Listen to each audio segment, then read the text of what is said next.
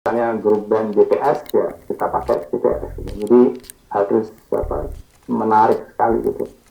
Dan yang penting diperhatikan segitiga antara interaktivitas dan independen dan mediasi. Jadi di sini selalu jangan satu arah. Jadi sudah dibilang Bu Suwarti tadi, kita sudah ngajarin nggak satu arah, tapi tetap di lapangannya praktiknya tetap satu arah. Jadi itu memang problem kita kadang-kadang antara yang dipelajari di pelatihan dengan yang diterapkan itu sering tidak langsung gitu. Jadi ada proses. Nah ini pasca pandemi kita akan banyak mengalami dekonstruksi ya, bagaimana kita belajar. Kemudian juga pendidikan orang dewasa ini makin banyak membentukkan keseimbangan antara pendidikan yang pembelajaran sifatnya learning vertical learning dengan yang horizontal learning. Vertical learning ini biasanya mahasiswa suka panik ketika diberikan pembelajaran secara langsung oleh seorang ahli gitu ya, atau kita yang bagian dari peserta pelatihan. Dan biasanya ini sifatnya sangat kaku gitu ya. Nah, yang penting juga diperhatikan adalah pembelajaran horizontal. Jadi di sini bagaimana pendidik harus mencoba memberikan inspirasi dengan menempatkan dirinya setara ataupun sejajar dengan mereka. Jadi ingat kalau kita bahkan mengajar anak TK juga kalau bisa kita mata kita tuh sejajar dengan anak didik sehingga kita harus jongkok ataupun duduk gitu ya. Karena kalau kita tidak setara itu proses pembelajarannya akan sulit terjadi gitu ya. Nah ini problemnya adalah bagaimana kita membangun sistem yang pembelajaran daring yang melibatkan seluruh pihak gitu ya. Jadi ini tidak bisa misalnya tadi disampaikan kita misalnya ada daerah diberikan jatah 10.000 tetapi bisa hanya 5.000 dan dia bisa dimaklumi karena memang anggaran dia bisa bayarnya 5.000 gitu. Jadi bukan terus mengikuti apa yang disampaikan, sementara dari Kemendikbudristek mintanya 10.000, tapi gimana dengan Kementerian Keuangan dan Kemendagri gitu. Jadi tidak bisa sektoral ya. Jadi harus melihat seluruh keseluruhan. Kemudian juga guru harus didukung dalam pelatihan digital learning. Dan ini saya kira rekomendasi dari semua riset selama pandemi ini adalah guru harus dibekali dengan keterampilan menyelenggarakan pendidikan digital. Jadi tidak hanya sekedar Zoom seperti ini, tetapi pendidikan digital itu lebih luas ya, lebih kompleks. Nah, ini contoh bagaimana konten melibatkan hal yang sifatnya manual dan digital, kemudian medianya bisa melalui manusia ya, tatap muka atau melalui mesin ya, lewat Zoom dan lewat learning management system. Kemudian kita bisa menghasilkan sebuah pembelajaran. Nah, di pembelajaran di sini faktor humannya sangat kuat gitu ya. Dan ini apakah kita bisa mencapai tujuan pembelajaran ataupun standar kompetensi lulusan yang kita harapkan, nah itu yang perlu diperhatikan. Jadi digital content dan mesin media itu hanya meningkatkan proses pembelajaran, tetapi belum tentu pasti menghasilkan pembelajaran yang bermutu. Jadi itu hal yang lain.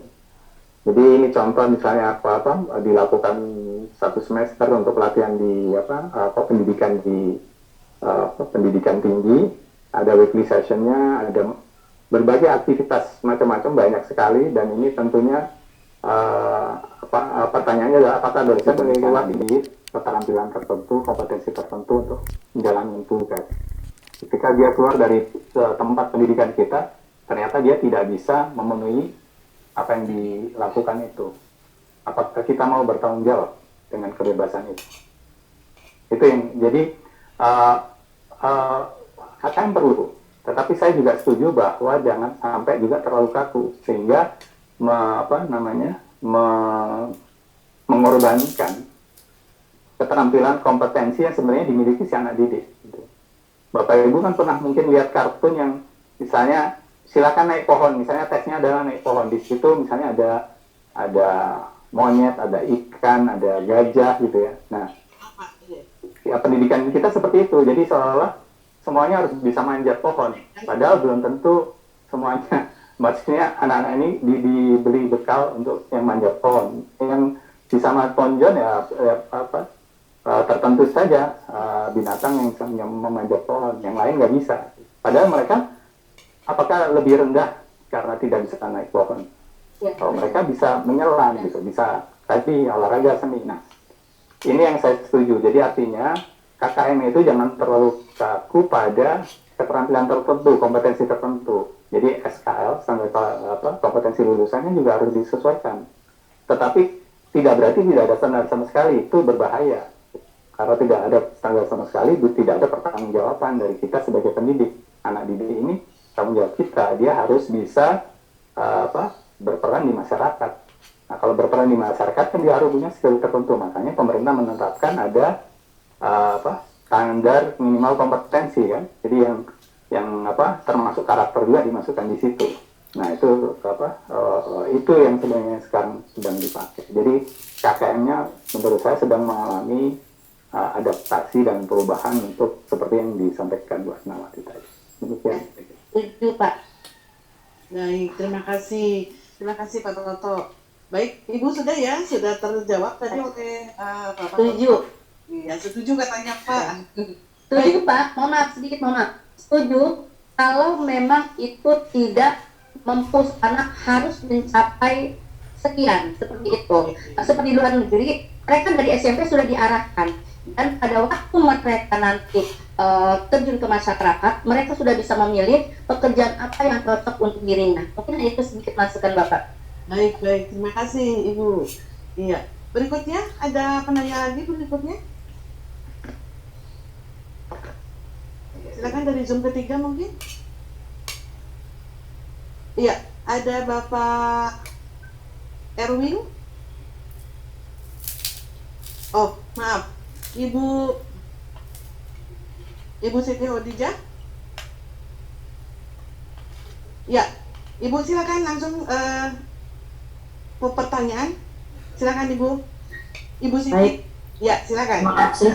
Ya. Bismillahirrahmanirrahim. Assalamualaikum warahmatullahi wabarakatuh. Terima kasih pemaparannya dari awal, sangat menarik ya. Percepatan, cepat dan cepat begitu ya Bu ya. Saya tertarik tadi dengan kalimat bahwa pendidikan ini butuh proses, betul gitu ya Bu ya. Nah, pertanyaan saya sekarang ini kan ada semacam pesan ya. Memang sebetulnya tadi disampaikan bahwa kurikulum itu memang dinamis. Artinya dinamis itu harus disesuaikan dengan perkembangan zaman, kan seperti itu. Nah, tetapi di sini ada kesan mengapa seakan-akan setiap ganti, kemarin bahkan ada ngopi seksi ya dengan para pakar pendidikan, para profesor tentang kurikulum baru begitu cepat begitu kan. Artinya di sini pertanyaan saya mengapa gitu kan untuk kurikulum ini selalu harus diubah. Mengapa bukan direvisi saja mana yang kira-kira tidak baiknya gitu kan. Kalau diubah secara keseluruhan otomatis kan merubah semuanya. Nah, tetapi kalau misalkan kurikulum 2013 disampaikan misalkan penilaiannya kurang oke, berarti kan sebetulnya hanya perlu direvisi penilaian. Tetapi ini kan diubah secara keseluruhan. Sebagai contoh, KIKD yang tadinya ada di 2013 hilang. Diubah akhirnya menjadi capaian, kan seperti itu. Sementara tadi disampaikan bahwa KKN itu penting. Nah, untuk mengetahui anak tidak tuntas dan tuntas berarti kan butuh KD-KD. Tetapi pada kurikulum baru, pada kenyataan memang tidak ada KD, adanya capaian. Nah, yang akan saya tanyakan ini bagaimana untuk proses selanjutnya, karena Pak Menteri menyampaikan kurikulum ini silahkan. Tidak ada pemaksaan. Berarti kalau tidak ada pemaksaan, setiap sekolah masing-masing akan berbeda kurikulum. Nah, yang akan kita jadi pedoman itu sebetulnya kurikulum yang mana? Kalau berbeda-beda, satu Indonesia berbeda-beda kurikulum. Nah, sebagai contohnya, kurikulum prototipe atau yang terbaru akan diterapkan pada sekolah penggerak. Sementara di daerah seperti Papua, jangankan kurikulum yang baru seperti sekarang, daring saja mereka banyak sekali mengalami kendala. Sebagai contoh PJJ banyak sekali kendala, jangankan siswa, guru-gurunya pun yang mengikuti PPG ini banyak kendala seperti itu.